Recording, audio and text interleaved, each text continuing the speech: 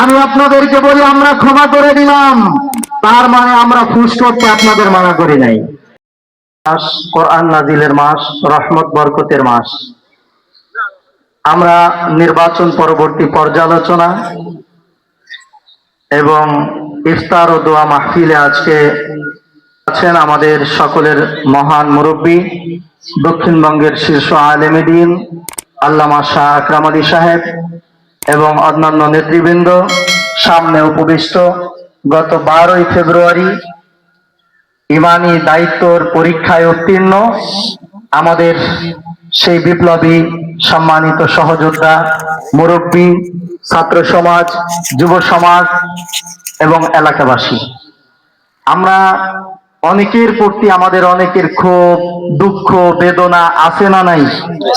কিন্তু আমরা কারো প্রতি বেদনা প্রকাশ করতে চাই না। আমরা প্রকাশ করব কার কাছে? আজকে আমি বলি ধলা হুজুরের পক্ষ থেকে যারা আমাদের 12 তারিখ পর্যন্ত কষ্ট দিয়েছে সবাইকে ক্ষমা করে দিলাম। কিন্তু আমাদেরকে এরপরেও যদি কেউ ডিস্টার্ব করে, ওই গল্প আছে যে সাপ মরিদ হয়েছে হুজুরের কাছে, কিছুদিন পরে সাপ জান নিয়ে বাঁচে না। কি ব্যাপার? বলে যে হুজুর আপনি তো আমাকে সবক দিছিলেন যে খবরদার তোমার দ্বারা যেন কোনো মানুষের ক্ষতি না হয়, এই জন্য আমি কারো ক্ষতি না হোক এই জন্য এতই নরম হয়েছি যে বাচ্চারা দেখলে আমাকে হাতে পেঁচায়, ওই হালওয়ালা আমাকে দিয়ে চাবুক বানায় হাল পিটায়, যে কেউ আমাকে লাথি মারে, আমি কাউকে কিছুই বলি না, কারণ আপনি বলছেন কাউকে যেন কষ্ট না দাও, আমি তোমাকে সবক দিলাম। হুজুর বলতেছে বেটা তোমাকে কি আমি ফুস করতে মানা করছি? সবল দিলে ক্ষতি হয়, ফুস করলে তো ক্ষতি হয় না, ঠিক কি না? আমি আপনাদেরকে বলি আমরা ক্ষমা করে দিলাম, তার মানে আমরা ফুস করতে আপনাদের মানা করি নাই। তবে আমরা একটা আদর্শ নিয়ে চলতে চাই, ভদ্রতা নিয়ে চলতে চাই। বাহিরদের হুজুরকে মানুষ যেই ভালোবাসা দিয়েছে, নগরকান্দা সালতার জনগণ যেই শ্রদ্ধা দেখিয়েছে, এটা ইতিহাস হয়ে থাকবে। কথা বলেন ঠিক কিনা?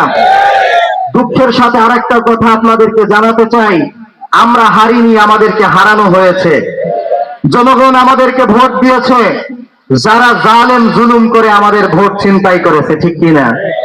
শেষ কথা যেটা বলবো, ইতিহাস, হুজুর হারেন নাই। মুফতি আব্দুল গফফার সাহেব হুজুরের নাম কে কে জানেন? হাত তোলেন তো। লিল্লাহি তাকবীর। হাত নামান। পদ্মারি পাড়ে উনিও আমাদের অত্যন্ত শ্রদ্ধাভাজন বাংলাদেশের শীর্ষ আলেম। হুজুরের আব্বা নিজে ইউনিয়ন পরিষদ নির্বাচনে চেয়ারম্যান ক্যান্ডিডেট ছিলেন। কার বাবা? মুফতি আব্দুল গফফার সাহেবের বাবা। বেশ ভালোই কাজ কাম চলছিল, খুব আলোচনাও চলছিল। আপনাদের মতো মেহনত করে ইমানদার, ধর্মভীরু সমাজের যারা দায়ী তারা কাজ করছিলেন। হুজুরের বাবার বিপক্ষের যিনি ক্যান্ডিডেট ছিলেন, উনি অন্য ধর্মের একজন হিন্দু ভাই ক্যান্ডিডেট ছিলেন। শেষ পর্যায়ে দেখা গেল ফলাফলের শেষে কি হলো? চেয়ারম্যান নির্বাচিত হয়েছে হুজুরের আব্বা নাই, চেয়ারম্যান নির্বাচিত হয়েছে সেই হিন্দু ভদ্রলোক। সুতরাং এমন বহু ইতিহাস আছে। সুতরাং আমরা তো ক্ষমতার চেয়ারের জন্য লড়াই করি না, আমরা আদর্শের জন্য লড়াই করি, সমাজে ইনসাফ কায়েমের জন্য লড়াই করি, জনগণের অধিকার প্রতিষ্ঠার লড়াই করি, খোলাফায়ে রাশিদিনের সেই আদর্শ প্রতিষ্ঠা, ইসলামী শাসন ব্যবস্থা, ইসলামী অনুশাসন যদি কায়েম হয়, সকল নাগরিক ধর্ম, বর্ণ, জাতি, গোষ্ঠী নির্বিশেষে নিরাপদ থাকবে।